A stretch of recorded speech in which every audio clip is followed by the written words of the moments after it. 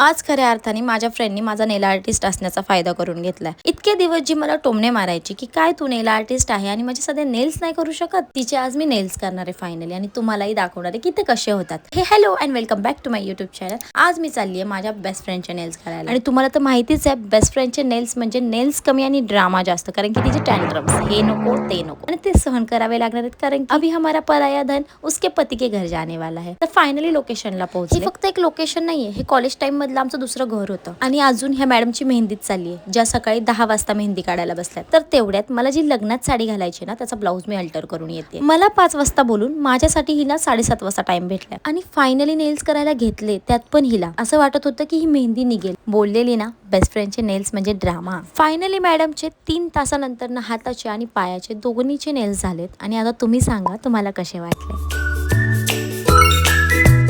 तुम्ही कधी केलेत का तुमच्या बेस्ट फ्रेंडचे नेल्स किंवा मेहंदी किंवा मेकअप? काय टँट्रम्स सहन करावे लागतात कमेंट मध्ये सांगा। And see you in the next vlog. Bye.